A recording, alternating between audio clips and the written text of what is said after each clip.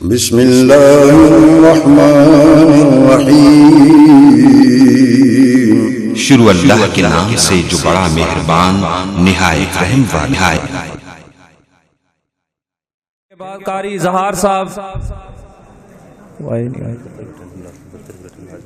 اظہار صاحب سے التماس ہے کہ وہ اسٹیج پر تشریف لائیں اور اپنا تحفہ وصول کریں۔ قاری اظہار احمد صاحب یہ ہمارے سائیوال سے آئے ہوئے محترم مہمان ہیں۔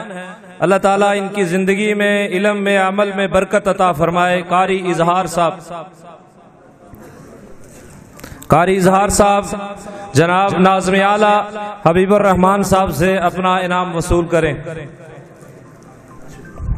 تو اب میں بلا تاخیر جناب حضرت مولانا قاری محمد اظہار صاحب کو دعوت خطاب دینا چاہتا ہوں کہ وہ مختصر وقت کے لیے آپ کے سامنے درس قرآن دیں گے انشاءاللہ۔ یہ ہمارے معزز مہمان جامعہ عزیزیہ ساہیوال سے تشریف لائے ہوئے قاری اظہار احمد صاحب، اللہ تعالیٰ ان کے عمل میں، ان کے علم میں برکت عطا فرمائے اور ان کو لمبی زندگی عطا فرمائے۔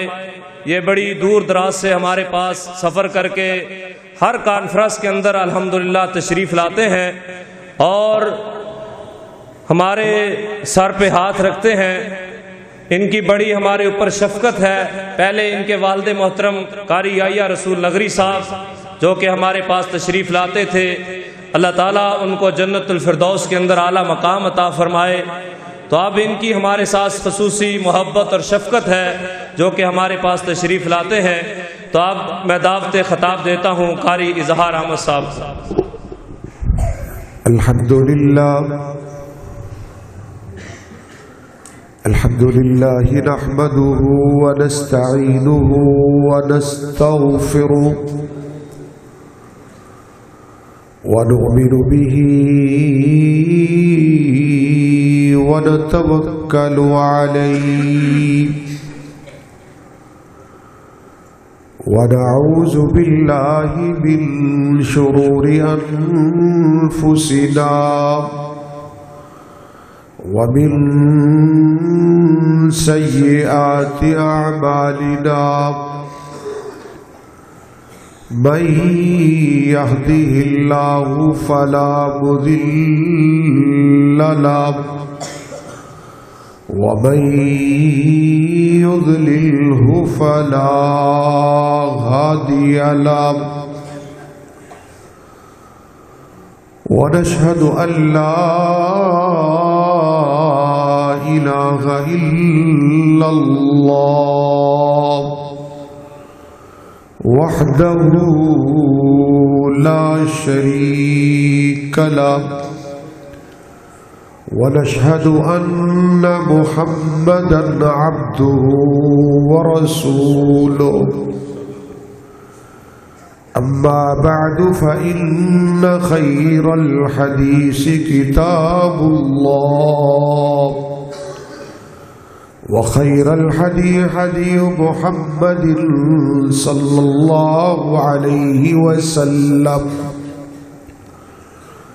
وشر الأمور محدثاتها وكل محدثة بدعة وكل بدعة ضلالة وكل ضلالة في النار۔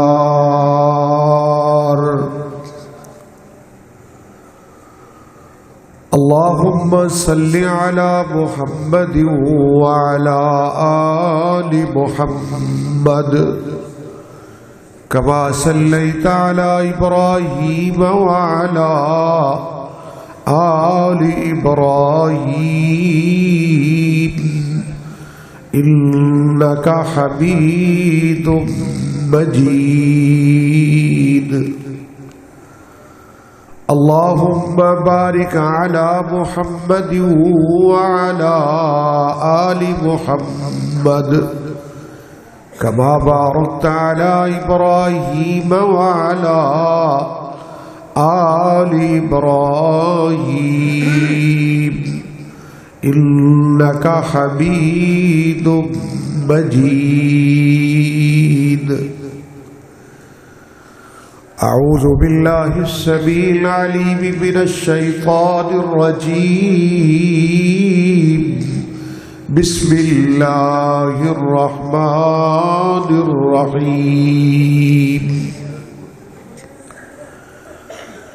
إن المنافقين يخادعون الله وهو خادعهم وإذا قاموا إلى الصلاة قاموا كسالى يراءون الناس ولا يذكرون الله إلا قليلا مذبذبين بين ذلك لا إلى هؤلاء ولا إلى هؤلاء ومن يضلل الله فلن تجد له سبيلا. صدق الله مولانا العظيم وصدق رسوله النبي الكريم ونحن على ذلك لمن الشاهدين والشاكرين والحمد لله رب العالمين. تمام تر قسم کی تعریفات بزرگی برتری اللہ رب العالمین کی ذات بابرکات کے لیے ہے.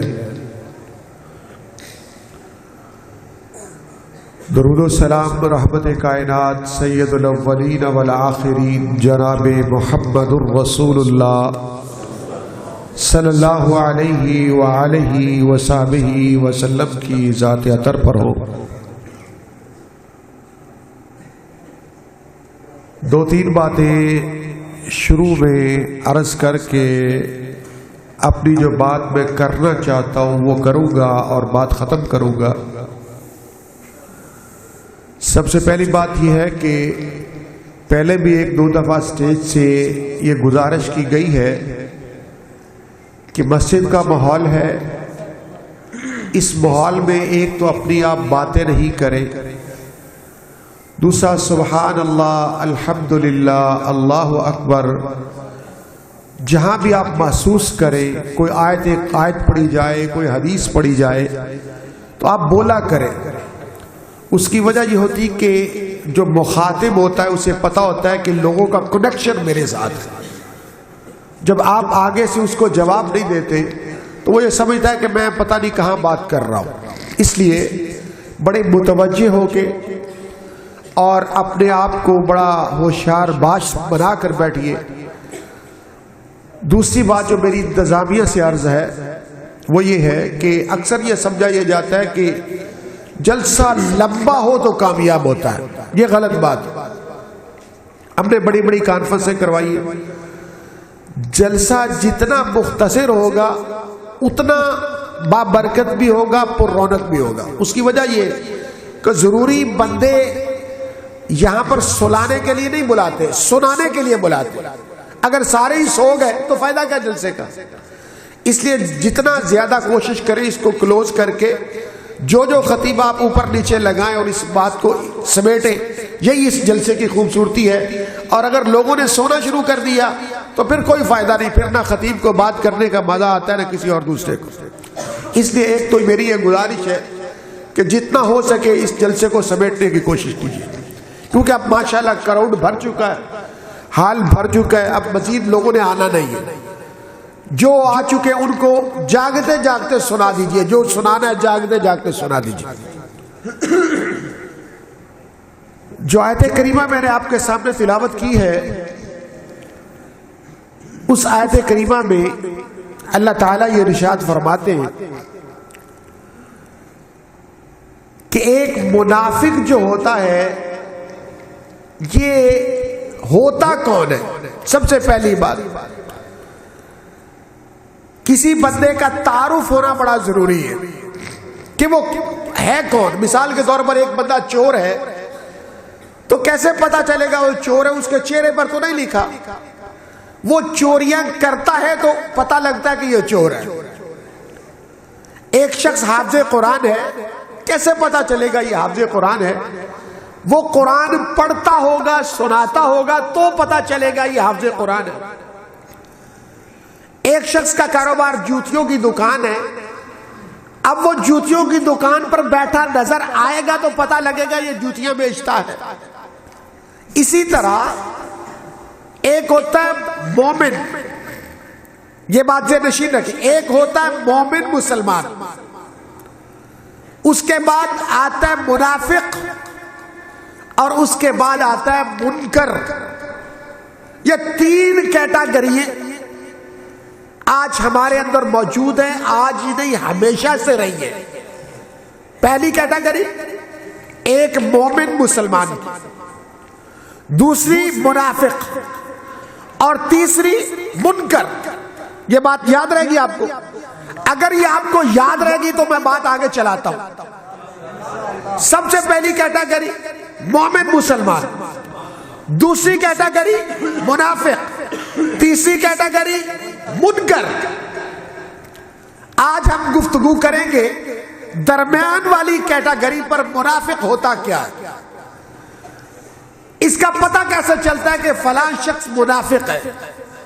ہم اکثر اپنی دکانوں پہ، اپنے مکانوں پہ، اپنی مجلسوں میں، بیٹھکوں میں اکثر کہہ دیتے ہیں فلاں بندہ منافق ہے، کہہ دیتے ہیں نا، اکثر کہہ دیتے ہیں۔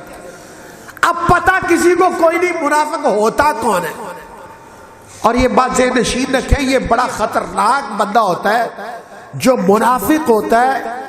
دین کے لیے بھی خطرناک ہوتا ہے، دنیا کے لیے بھی خطرناک ہوتا ہے۔ اور نبی کریم صلی اللہ علیہ وسلم کے دور میں منافقین موجود تھے، اور جتنا منافقین نے اسلام کو نقصان دیا ہے اتنا کفار نے نہیں دیا۔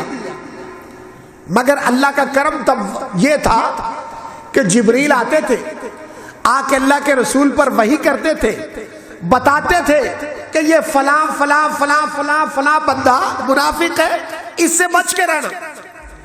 اب نبی کریم صلی اللہ علیہ وسلم تو ان سے بچ جاتے تھے۔ اب ہمارے دور کے اندر ہم کیسے بچے منافق؟ قرآن کریم نے 2 سے 3 نشانیاں ان آیات میں بتائی ہیں، اور 4 نشانیاں جناب رسول اللہ نے حدیث میں بتائی۔ بڑا تھوڑا سا وقت ہے، اور اس تھوڑے سے وقت میں بات بڑی مختصر کروں گا، کوشش کروں گا آپ کو میری بات سمجھ آئے، کیونکہ میں خطیب نہیں ہوں، میں استاد ہوں، میں ایک مدرس آدمی ہوں، استاد ہوں۔ اس لیے استاد کا کام ہوتا ہے بات کو سمجھا دینا، طالب علم کے ذہن میں ڈال دینا۔ ان آیات میں اللہ تعالیٰ یہ ارشاد فرماتے ہیں ان المنافقین یخادعون اللہ وہو خادعهم۔ منافق کی پہلی علامت یہ ہوتی ہے، اس کی پہلی نشانی یہ ہوتی ہے کہ وہ یہ سمجھتا ہے کہ میں لوگوں کو دھوکہ دے رہا ہوں، وہ یہ سمجھتا ہے، یا وہ یہ سمجھتا ہے میں اللہ کو دھوکہ دے رہا ہوں۔ تو اللہ فرماتے ہیں اللہ کو کوئی کیسے دھوکہ دے سکتا ہے حالانکہ وہ خود ہی اپنے آپ کو دھوکہ دے رہا ہے، وہ خود اپنے آپ کو دھوکہ دے رہا ہے۔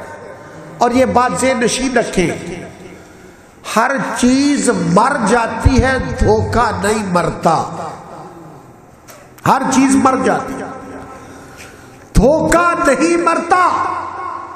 جس انسان نے کسی دوسرے کو دھوکہ دیا ہو، توجہ، جس انسان نے کسی دوسرے کو دھوکہ دیا ہو، 10 سال بعد، 20 سال بعد، 40 سال بعد وہ دھوکہ اس انسان کے آگے آ کے کھڑا ہو جاتا ہے، مرتا نہیں ہے۔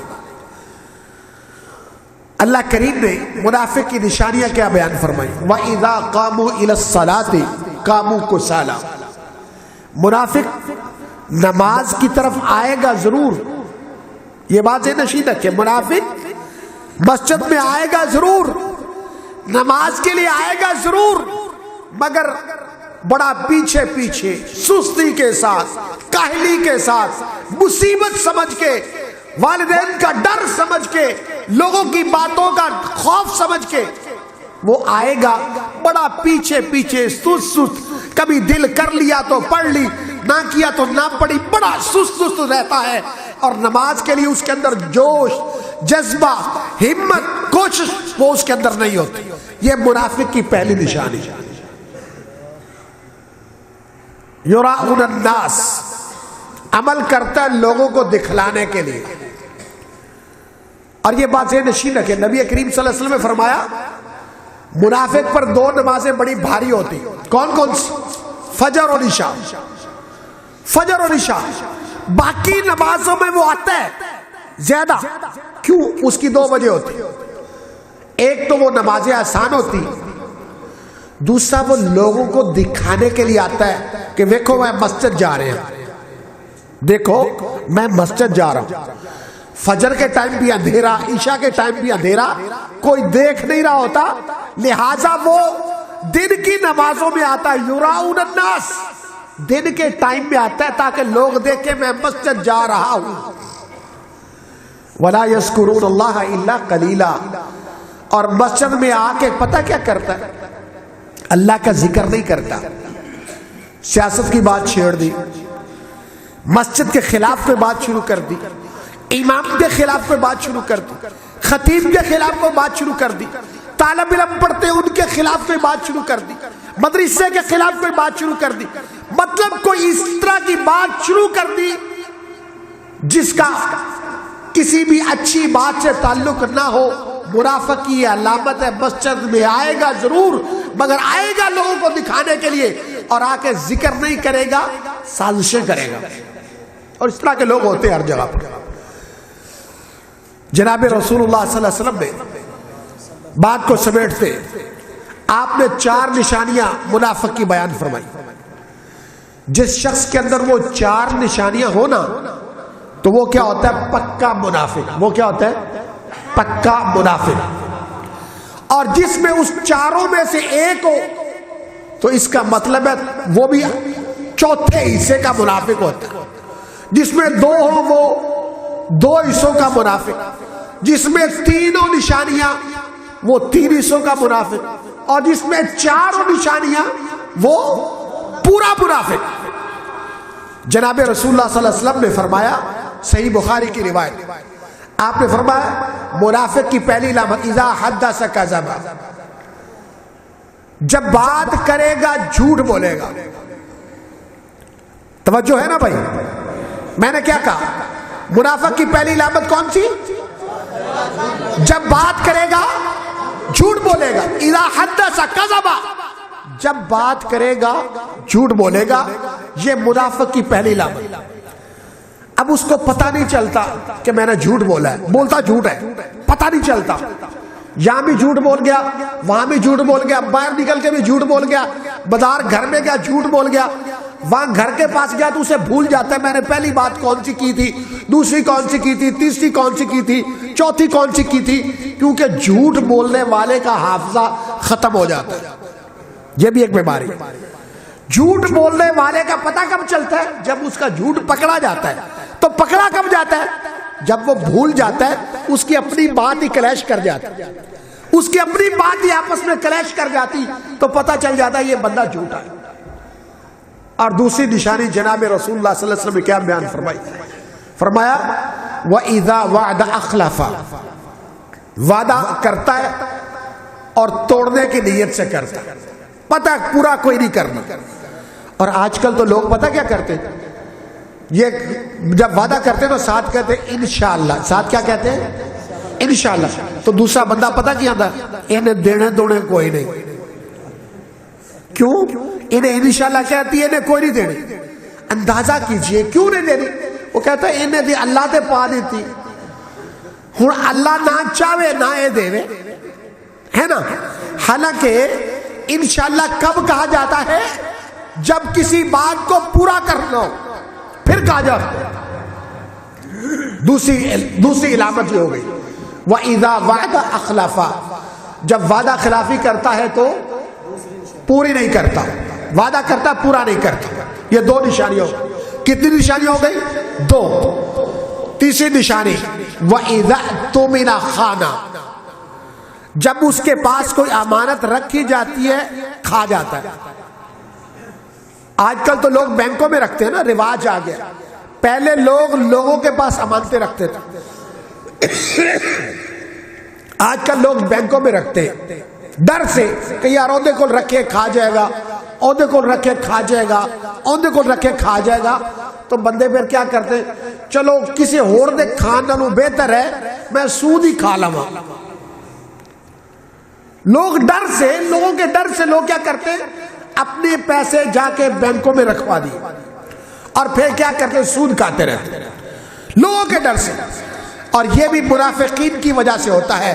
وَإِذَا اؤْتُمِنَ خَانَ، کہ لوگ امانت میں بددیانتی کرتے. اور چوتھی نشانی فرمایا وَإِذَا خَاصَمَ فَجَرَ، منافق بندہ جب لڑے گا گالیاں نکالے گا. منافق بندہ جب لڑے گا گالی نکالے گا. اب یہ 4 علامتیں اور 2 علامتیں قرآن مجید نے بتائی. وَإِذَا قَامُوا إِلَى الصَّلَاةِ قَامُوا كُسَالَىٰ، نماز کی طرف آتا ہے سستی کے ساتھ. يُرَاءُونَ النَّاسَ وَلَا يَذْكُرُونَ اللَّهَ إِلَّا قَلِيلًا، لوگوں کو دکھانے کے لیے آتا ہے. اور مسجد میں آتا ہے ذکر کوئی نہیں کرتا، کوئی نہ کوئی بات شروع کر دیتا ہے. اور نبی کریم نے فرمایا 4 باتیں، بات کرتا ہے جھوٹ بولتا ہے، لڑتا ہے گالی نکالتا ہے، امانت رکھتا ہے بددیانتی کرتا ہے، وعدہ خلافی کرتا ہے. اب اندازہ کیجئے، اب یہ 6 باتیں ہم نے یہاں پر بیان کی. اب اس کا فائدہ تب ہوگا جب ہم خود اپنے آپ کا احتساب کریں گے. احتساب کرنا میرے ذمہ نہیں، نہ کسی خطیب صاحب کے ذمہ کہ وہ آپ کا حساب کتاب کرتا پھرے. ہمارے ذمہ کیا ہے، ان علیک الا البلاغ، کہ بات کو پہنچا دینا اچھے طریقے سے. اب آپ خود حساب کتاب کریں اپنا کہ آپ ان نشانیوں میں سے کوئی نشانی تو نہیں آپ میں آ رہی. اور اگلی بات سن لیں، اگر آپ منافق ہیں، اللہ نہ کرے کوئی نشانی پائی جا رہی تو توبہ کر لیں. اور اگر توبہ کیے بغیر مر گئے تو منافق کا انجام پتہ کیا ہے؟ منافق کا انجام ان المنافقین فی الدرک الاسفل من النار، جہنم کا جو سب سے سخت اور گہرا درجہ ہے اس کے اندر ڈالے جائے. زانی بھی اوپر ہوگا، شرابی بھی اوپر ہوگا، سود کھانے والا بھی اوپر ہوگا، سارے اوپر ہوں گے، مگر جو منافق ہے سب سے نیچے جائے گا. اللہ تعالیٰ سے دعا ہے اللہ تعالیٰ ہمیں عمل کرنے کی توفیق عطا فرمائے. ہمارے پاس وقت چونکہ تھوڑا ہوتا ہے، سفر ہے بہت لمبا اور زیادہ ٹائم سفر کھا جاتا ہے، اور ہم ویسے بھی صبح کے آئے ہوئے الحمدللہ، اور یہ سارا دن بھی گزر گیا، پچھلی رات سفر کیا، آج رات بھی سفر کرنا ہے. ہمارے ہاں امتحانات ہو رہے ہیں وفاق المدارس کے، تو ہمارا جامعہ جو ہے وہ پورے ضلع ساہیوال کا سینٹر بنا ہوا ہے، اس لیے میری وہاں بہت مصروفیت ہے. تو بہرحال اللہ کا شکر ہے کہ شاید ہم یہاں زندگی میں 2-4 باری آتے یا 1-2 باری کبھی آتے اس جگہ، مگر اس ادارے کی برکت ہے، اس دینی ادارے کی برکت ہے کہ ہم ہر سال قرآن کی محبت میں چلے آتے ہیں. صرف قرآن کی محبت. سچ بات میں آپ کو بتاؤں، رشتہ داری اپنی جگہ پر ہے، سارا کچھ اپنی جگہ پر ہے، مگر سب سے زیادہ محبت کس بات کی ہے کہ قرآن پاک کی محبت، کہ لوگ ہمیں عزت دیتے، مان دیتے قرآن کی وجہ سے، اور ہمیں جانا ہے. اللہ تعالی ہمارا آنا جانا قبول فرمائے، جو سفر صعوبتیں برداشت کی اپنی بارگاہ میں قبول فرمائے. وما علینا الا البلاغ. سبحان ربک رب العزت عما یصفون وسلام علی المرسلین والحمد للہ رب العالمین.